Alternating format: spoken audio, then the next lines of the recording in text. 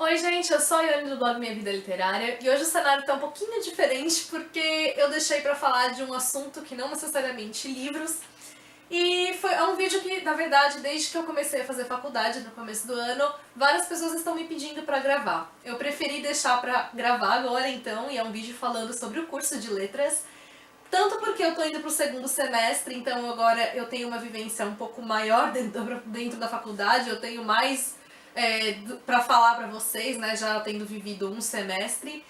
E também porque agora estamos próximos, né, do início de inscrição para vestibulares. Quem vai prestar vestibular esse ano já está um pouco mais atento a essa questão. Então, enfim, deixei para fazer agora.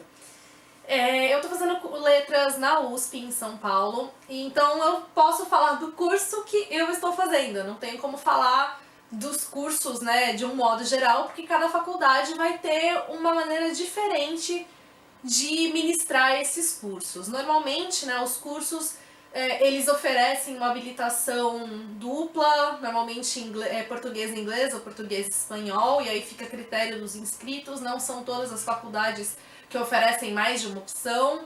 Enfim, vai realmente depender de cada faculdade. Na USP já é um pouquinho diferente. Então, para começo, né, de conversa, quando você passa no vestibular, você vai iniciar o curso, o primeiro ano que você faz é um ciclo básico. Então você tem matérias realmente básicas que vão ser úteis para você ao longo, né, do curso, e você aí não tem uma habilitação já escolhida e nem um período determinado, né, de quanto tempo você vai levar para fazer esse curso. Então esse é o primeiro diferencial, você entra no curso de letras, você não entra já sabendo que habilitação você vai fazer. E por quê? Essa estrutura do curso ela mudou, se eu não me engano, em 2000, 99, 2000, porque a USP ela oferecia várias habilitações, que eu já vou falar pra vocês quais, mas que muitas, às vezes nem tinham pessoas inscritas ou quantidade suficiente de pessoas inscritas, porque todo mundo ia naquelas já mais conhecidas, né? Então, esse um ano de ciclo básico, ele permite que você conheça um pouco mais, né, das outras habilitações para você poder realmente fazer a sua escolha com uma consciência maior, digamos assim. Então, quando você entra simplesmente no curso de letras, faz o ciclo básico. No final do ano existe um ranqueamento. Esse ranqueamento ele é feito de acordo com as suas notas obtidas ao longo do ano, né, de acordo com a sua média ponderada. E aí, aqueles que vão ser classificados primeiro, né, com melhores posições, melhores classificações, escolhem primeiro a habilitação que vão fazer e vai seguindo a lista. Então eles vão ter uma vantagem, digamos assim, de já escolher a primeira opção deles. E aí, conforme as vagas, né, vão esgotando, porque tem aquelas que continuam sendo as mais concorridas, subentende-se em inglês, que aliás é a habilitação que eu quero. E elas são, então, ela é a mais concorrida, normalmente seguida de linguística, francês, e conforme as vagas aí vão acabando, quem ficou numa classificação inferior, mesmo que deseje fazer uma dessas habilitações, vai acabar ficando com a segunda ou com a terceira opção, dependendo daquilo que a pessoa escolheu. Ainda assim, não é fim do mundo, tipo, não consegui habilitação, oh meu Deus, estou perdido, não é assim. Pelo que eu já conversei, né, com outros veteranos, o que eles me explicaram é que você pode entrar com um recurso, né, depois você pode tentar de novo um re-ranqueamento, digamos assim, para tentar aquela habilitação que você pode não ter conseguido uma primeira vez. E muitas pessoas já conseguiram, sim, mudar de habilitação ou conseguiram numa segunda vez a habilitação que queria. O impacto disso, né, no seu curso é o quê? Que você vai acabar ficando mais tempo, porque você passou um ano sem ter cursado disciplinas daquela habilitação que você queria. Falando das habilitações, então, eu deixei aberto aqui no site da graduação para poder falar para vocês. Eu vou deixar o link aqui embaixo para vocês terem também um conhecimento maior aí do curso, mais informações. As habilitações, então, que a USP oferece são em português, latim, grego, alemão, espanhol, francês, inglês, italiano, russo, árabe, armênio, chinês, hebraico, japonês, linguística e coreano. Então é uma gama bastante grande de habilitações. E você pode cursar o curso de 3 formas diferentes. A primeira é com uma habilitação única em uma dessas habilitações que eu citei para vocês. A segunda é uma habilitação dupla, em português e em mais outro idioma desses que eu falei, ou linguística. E a terceira forma é você fazer, além do bacharelado, também o curso de licenciatura, então que vai permitir a prática, né, da aula, do ensino, em escolas de ensino fundamental e médio. Então, se você procura dar aula, você precisa fazer a licenciatura. Se não é o seu objetivo, você não precisa fazer licenciatura. Um profissional de letras, então, né, onde ele pode atuar? Então, além, né, da aula, que aí no caso é necessária a licenciatura, ele pode ir para a área de pesquisa, ele pode ir para a área de editoração, trabalhar com textos de um modo geral, produção, revisão, tradução, crítica literária, então abrangendo realmente toda essa área da linguagem. E, aliás, esse é o foco, né, do curso de letras, é estudar os fenômenos da linguagem e suas manifestações, seja então a língua como um todo, a literatura, enfim. É o campo das letras, né? Com relação ao período, né, do curso, isso vai depender daquilo que você vai desejar fazer. Se você quer uma habilitação única, o seu tempo no curso vai ser menor. Normalmente em 4 anos você consegue fazer. Se sua habilitação é dupla, é possível você fazer em 4 se você colocar bastantes disciplinas na sua grade horária, mas o que eu já vi que não é lá muito recomendado, porque senão você fica louco com a quantidade de coisa que você tem que fazer. Ou então, né, em 5 anos ou mais, dependendo do seu desempenho lá dentro. Tudo depende de você. Então, mais um período, acho que médio, bem possível de você fazer, é um período de 5 anos. Como também vai funcionar essa questão das disciplinas? Quando a gente entra, então, no ciclo básico, você já tem as 4 disciplinas pré-definidas, que são elementos de linguística, introdução aos estudos de língua portuguesa, introdução aos estudos clássicos e introdução aos estudos literários. Aí eu tive a parte 1, né, dessas disciplinas no primeiro semestre e vou ter agora a parte 2 dessas disciplinas, eu já falo um pouco mais de cada uma delas. A partir do segundo ano, dependendo da habilitação que você faz, é o aluno que vai montar a sua grade horária. Então, assim, ele vai ter aquelas disciplinas que são obrigatórias e ele tem um crédito de disciplinas optativas que ele pode cursar. E então, assim, elas não são obrigatórias àquele curso, ele tem que fazer disciplinas optativas e ele pode fazer em diversos departamentos, não simplesmente ali no departamento de letras, né, na faculdade de letras. Então, se ele se interessa por algum curso, sei lá, na faculdade de História e esse curso está sendo oferecido aos alunos de letras, ele pode ir lá fazer, mesmo que não seja diretamente ligado ao curso de letras, né? Então, a gente tem uma carga horária de optativas para fazer, e o que eu acho que é muito positivo, porque permite que a gente tenha, às vezes, aulas sobre assuntos que nos interessam e que não fazem necessariamente parte da nossa grade. E mesmo com relação às obrigatórias, você vai escolher quando você vai cursar essas disciplinas. Só que assim, você tem que ter em mente que às vezes para você cursar uma disciplina, você tem que ter um pré-requisito. Então, uma outra disciplina que venha antes. Então, é melhor, assim, você seguir uma grade ideal, digamos assim. Aliás, o sistema, né, dos alunos da graduação, ele já te fornece uma grade ideal. Então, o que seria ideal que você fizesse. E aí você vai se matriculando de acordo, né, com o seu tempo, de acordo com o seu interesse, de acordo com o que for realmente melhor para você. E com relação, né, também ao número de vagas, ano 800 pessoas passam no curso de letras. 400 de manhã, 400 de noite. Como você tem um número muito grande de alunos, né, que passam no vestibular, esses alunos eles são divididos em turmas. No primeiro semestre, essa divisão é feita de maneira aleatória, então você já chega com uma turma, né, definida, e não é uma turma fechada, ou seja, você pode ter aulas com uma pessoa numa disciplina e não ter nas outras. Então, assim, eu contei nos dedos, sei lá, eu acho que menos de 10 pessoas eu tive aula com elas nas minhas 4 disciplinas. Com outras, eu tive em 3, eu tive em 2, eu tive em uma só. Então, é realmente aí um mix que faz. E é interessante isso porque você acaba conhecendo várias pessoas, porque as turmas vão mesclando, né? Então, você tem pessoas diferentes em várias disciplinas ao mesmo tempo.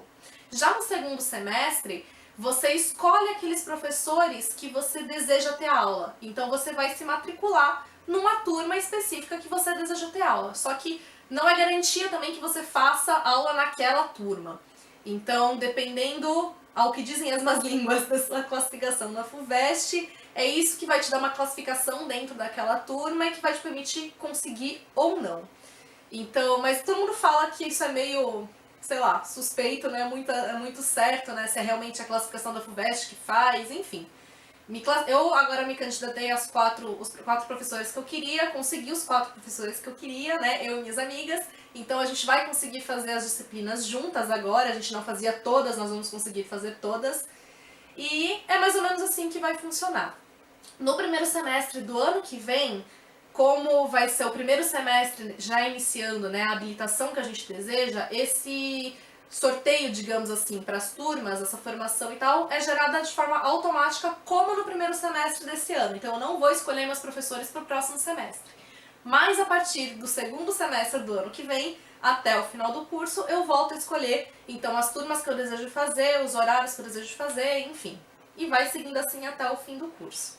Falando então agora do ciclo básico, né, as disciplinas que a gente falou, introdução aos estudos clássicos vai ser o primeiro que eu vou falar. Nesse primeiro semestre, então, a gente viu a poesia do período clássico, grego e latino, né? Então a gente começou, né, com Odisseia, com Ilíada, definindo o gênero da épica, passando depois então para lírica. Os componentes aí da lírica, digamos assim, é meio confuso definir, mas falando de modo geral, a gente viu o jambo, a gente viu a Amélica, a gente viu a elegia, enfim, isso tanto dos gregos quanto dos romanos, né? Então a produção latina.